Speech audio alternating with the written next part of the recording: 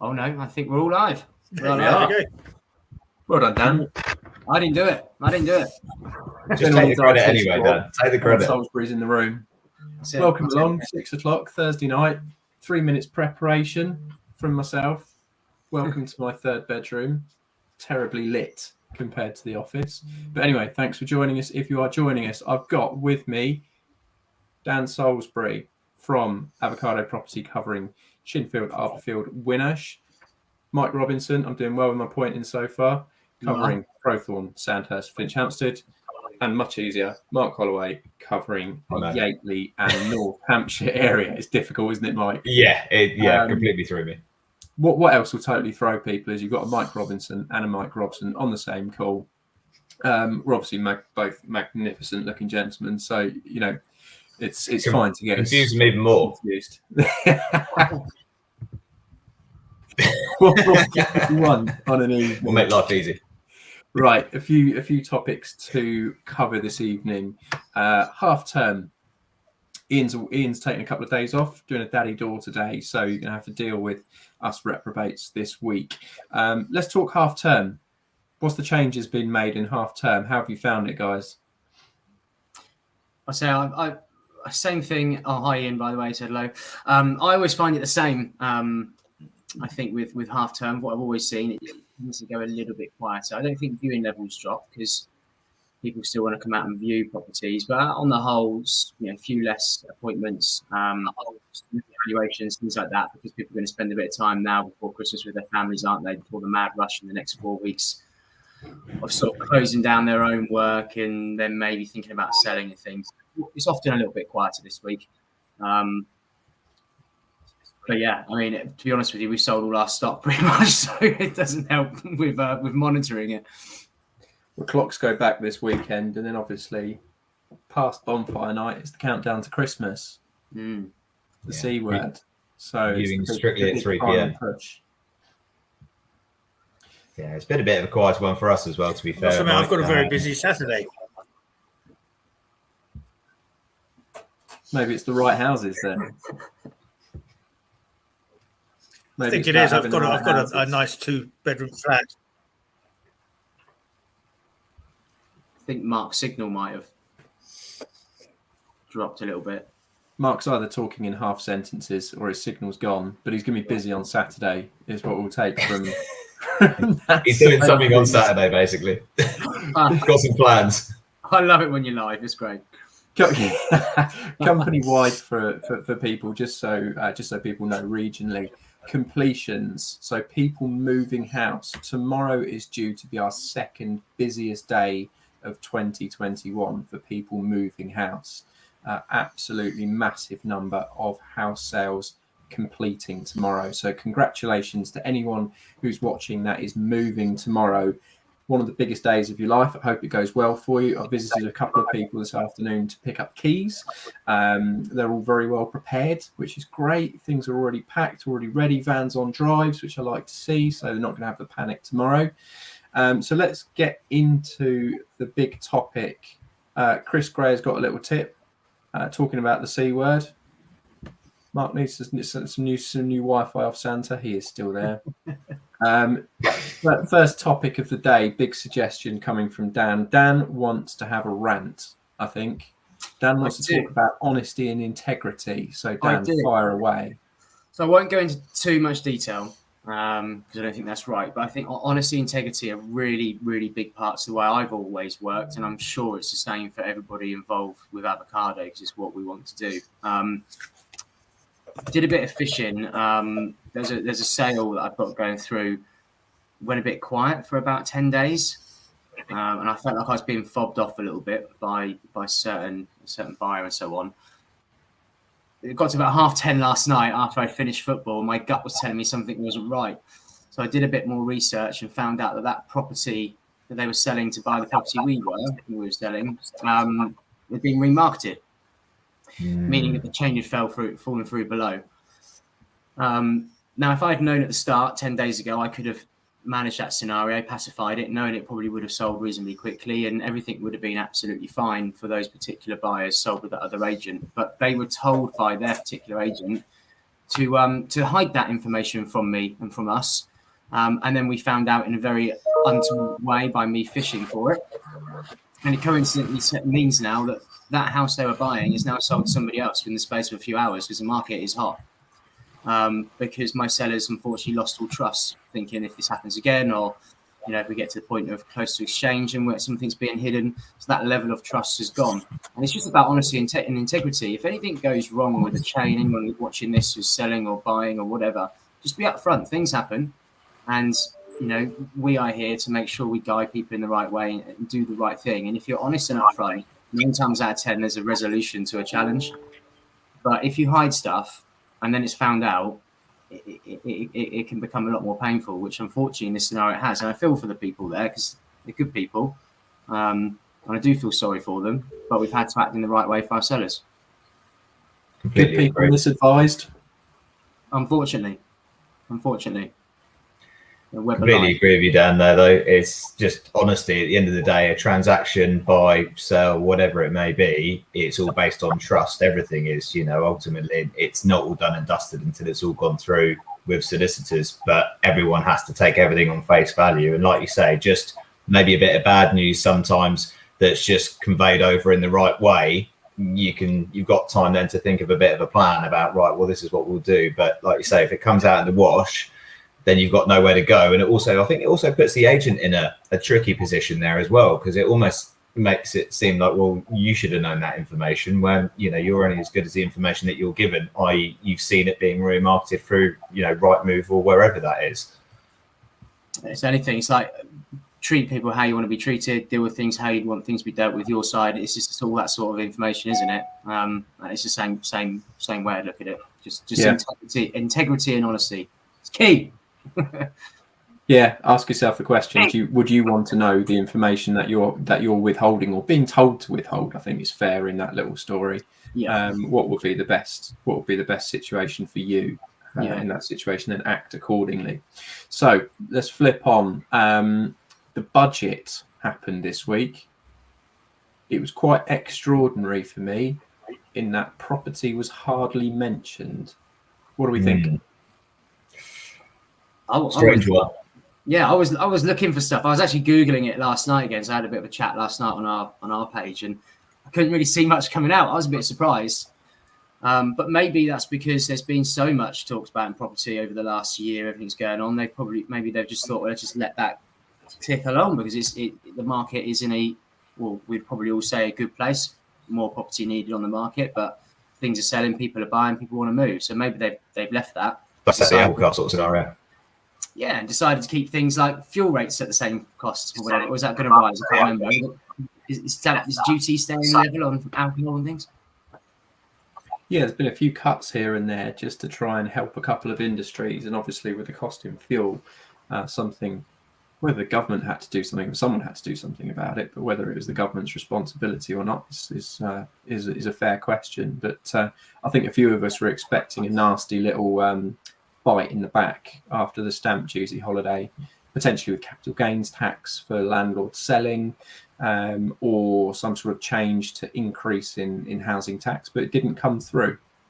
So that was a big one. But there was a lot of talk on inflation, which outside your window is massive at the moment, in my opinion. Inflation's being rated at something like 3.1 to 4%. In my opinion, it feels higher than that on a day-to-day basis. We're talking fuel. Fuel's definitely more than 3 to 4% more expensive. So's food. So's my day-to-day running of the business. So there was a lot of talk about curbing inflation with an increased interest rates. Do we think interest rates will increase before Christmas, and do we think that'll have an effect on the market? I think so. Yeah, I think I can see them just creeping up. I mean, we've already, got our independent sources of what we think is going to happen and people feeding us tidbits. But I think there has been lots of talk about things hiking up, and I think ultimately, let's face it, nothing hurts more than it hurts in your wallet, especially when you're just about to buy the biggest thing that you're ever going to buy. You don't want to be paying more, and also we've got to bear in mind that the market is in as Dan's already said, a good state. Prices are high, people are buying them. Now people have got to pay more for the same thing at a higher price. going to be an interesting one for sure. I think I've got a similar view to Mike, but slightly different. I think it's definitely interest rates are going up, aren't they? Slowly, I think we've been told that, but apparently it's more affecting where the loan to values are so low at the higher interest rates. Lower borrowing amounts. They're the ones that have sort of started to creep up, where the borrowing for people of a 90% loan to value, say, is still relatively staying pretty much the same. But even if they crept up, they're still very low, aren't they? Let's face it. It's still lifetime lows. Yeah, so exactly. if there is an increase, then I don't think people should be confirmed. No, and if people who are watching are interested, go back on Dan's page and have a look at a chat that I did with their mortgage broker Dom yesterday, where he went into real detail about why interest rates change and what triggers interest rates to change as well. Taught me a few things last night. It's really interesting, actually. Obviously, Dom's got a wealth of knowledge, and we'll keep picking up on it each week. But interest rates may go up a little bit and so forth. But I think that people still want to move, still want to buy. We just need more properties on the market. The demand's still there. So I think it probably won't change too much unless there's a massive spike in interest rates going up, like hugely. Yeah, I think right here, right now, my basic look at things is buying a house is still cheaper than renting it right now, and it will take quite a big swing. Given the increase in rentals that a lot of people haven't seen, it will take quite a big swing to change that. So if you've got a deposit sitting in the bank at 10%, you can own the house, a house the same as you're renting, and pay less on it, and eventually, obviously, own it at the end. So you'd be a fool. Whilst that is the situation, you'd be a fool not to be buying properties.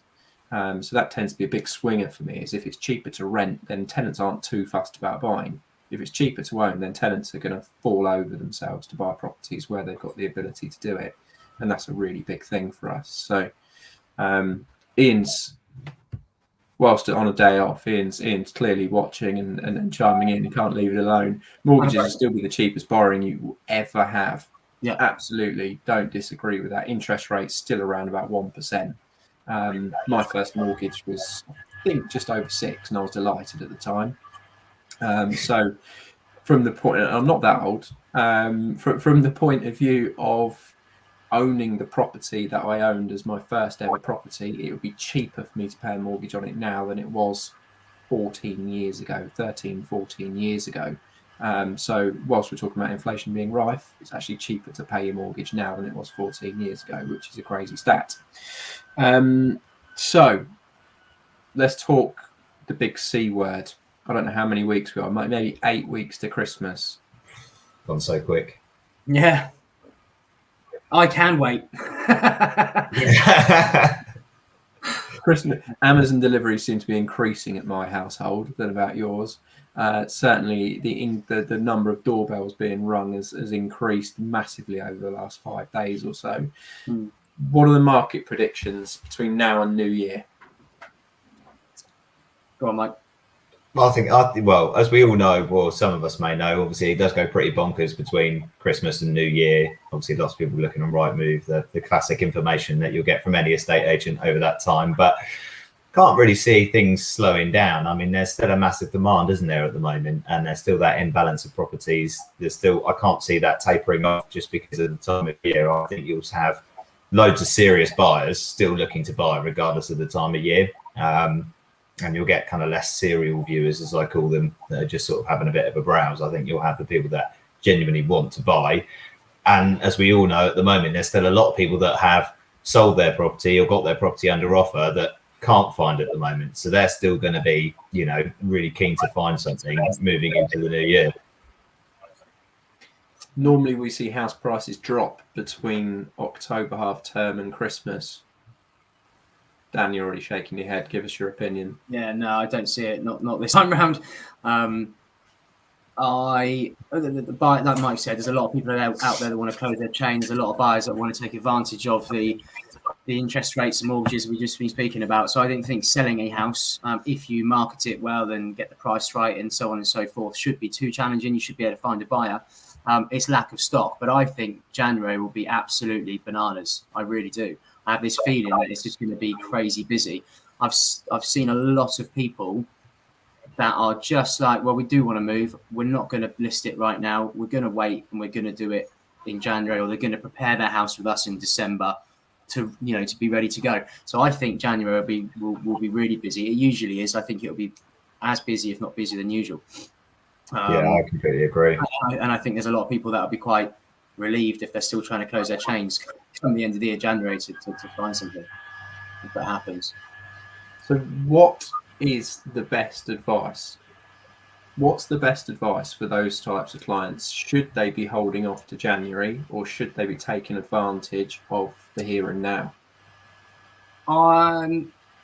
There's two. It can be tailored, can't it, to the individual? I think it depends on the seller's circumstance. I.e., if they haven't found something, they might be sat there going, well, we might not be able to find. But I think I always say this. It starts, if you know you want to move, that's the first question. If you definitely set on moving, you know you want to do it, starts with your home. And I think you take advantage of the scenario now, tie a buyer down. And it's our job to manage those scenarios and be honest with people. And then they can go and find something. If not, you definitely want to do it in January. Prepare your house in December. With us, for example, we would get the video ready, the photos ready, the listing all prepared, so we can launch right at the start of January and beat that rush. Because what happens is you'll find that half of Berkshire will go on the market and all be up and running by the third week of Jan, and suddenly your competition levels are much higher, meaning your chance of getting a higher price might be lower. But I always think, do it if you know you're going to move. What are you waiting for? Yeah, I completely agree. Mark, I've got a bit of movement from you on the screen. Are you there, or are you a cardboard cutout? What's your opinion? I'll wake him up. It is me. What do you think? Mark it now, or mark it now and get a buyer under wraps ready for the January rush, or join the scrum in January? What do you think? I would personally, I would certainly mark it now. I've been listening. Well, we're going to have a busy Christmas. It's going to be a case of if you snooze, you lose. People are looking to tie up their chain. They're going to be on the ball throughout the Christmas holiday. And I agree, January is going to be very busy, but you're going to get just as good a price in the weeks up to January as you are in January. There are plenty of people out there who are willing to pay top dollar for your house. Personally, we'll hold your hand, but we'll do all the work for you. Why wouldn't you want to sell now? Get your chain tied up. Yeah, I think it's a very fair point that when there's very little available, people will pay top dollar just to get what is available. And what estate agents need is more property available on the market to free it up. And that might happen in January, which might bring a calming of prices. It might not. It might just bring another massive push to the market. We don't know yet, but it is a fair point. If you're ready and if you want to be in the right position for properties that are coming available in January, then for most estate agents, you need to be sold to be listened to, which I don't personally think is fair. That's probably a conversation for a different day, and one that's been mentioned before. We've had our one rant of the week. So we'll move on. Gary McDonald, big face in the estate agency market. Hope to see you at EA Masters next week. Gary, you will see me and Ian at the EA Masters next week. Do need to know, are pink hoodies available? Are pink hoodies all right on the dress code? Thumbs up or thumbs down, pink hoodies? Just sneak them in underneath the tux. Then have you got any free tickets? In a pink hoodie. Got any free tickets? I fancy a few beers. Gary, any free tickets? That'd be waiting outside in the cold. Couple of little pointers there. So yeah, feel free to drop those ones in for us. Anything else? Anyone else wants to bring up? Anyone wants to talk about this evening? I'll say one thing. I heard Mike Robinson say something which actually made me think about it, and you made a really good point. You said that the clocks are going to change and then the nights are going to get darker earlier. It's important to have viewing times available a bit earlier, I think. And that's probably a really good point. Sometimes you have to do them in the evenings, but if you're viewing a house, you're going to get the best view of it in the light. If you're selling a home, you make sure people have got the keys to be able to do it. Make sure you've got a board up outside. This is the time of year to have one. People do drive-bys, need to see that big, beautiful pink board outside so they can find it. But these things are very important because this time of the year is very different to selling in the summer. A house can look just as good when it's winter, warm and cozy and good looking. But I think it's more around the time of the day the viewings are, weekend viewings, availability so people can see it properly. So just think about that. I mean, that's a point I'd raise because this time of the year, all the way through to now. Let's finish then with 2 tips each. I don't know where my camera is. 2 top tips for selling in winter. Mark. Always view the property in daylight. And? Wear a mask. I think it's crazy. We're not sure. Going to wear a mask is a good one. Mike, nice like Mike Robinson has been commented from the central account. I think Ian's logged in on 2 things. Right, 2 top tips for selling in winter. Got a few. We actually recently did a video on this. If anyone wants a few top tips, but 2 that I would say, big one is warmth. I know it seems like quite an obvious one, but get the heating on and don't do it just as you're about to leave 5 minutes before the agent's about to get there, because it just doesn't have the time to get warm. And it's amazing the difference. I mean, we've all been in that kind of vacant property, walked in and gone, this is freezing, and it just completely turns you off. And I think also the other one is just getting all the winter coats and shoes and stuff that just clutters up the doorway, because typically houses, that's where everything ends up, isn't it? And actually there's nothing worse than going in and there's just shoes and mud and stuff. You've got to make that entrance hall look really nice and inviting, I think, really. So that would be my sort of 2 tips for selling over winter, because it makes massive difference. Dan, you've already given us a couple of shouts. Make sure you've got a for sale board. And give me one more. I'd say attention to detail again on the front of the house. I think you can do this all year round, but it's easier to look over things when it's sunny and bright and everything's cheery. But if in the cold, in the dark, if it is that time, if you've got a nice light outside the front of your home, make sure it's on. Make sure you've swept everything at the front. Make sure things look as neat as possible. Clean opening door with a nice door handle to open. Those sort of things. Because that's a buyer's first impression, and it's easy to forget about that. So I'd say all about the front presentation of your home, and maybe light it up a little bit. If you haven't got one of those cheap just a little light bulb that pops on the front, get one. On your number. Yeah. On the comments, Neil Fenning's stolen my first one. Is make sure your light bulbs work. Oh, I'm sitting in a pretty dingy room because I think the wattage on this bulb is too low. And it doesn't show off the room as much as it could. And I totally agree, outside lights are massive.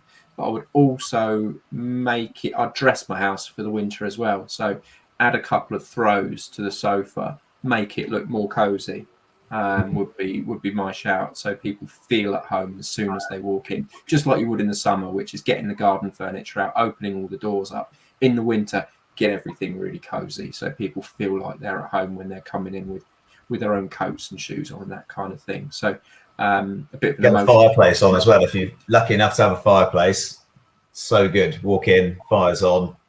Yeah, you can picture there the dog there in front, can't you? Feet up.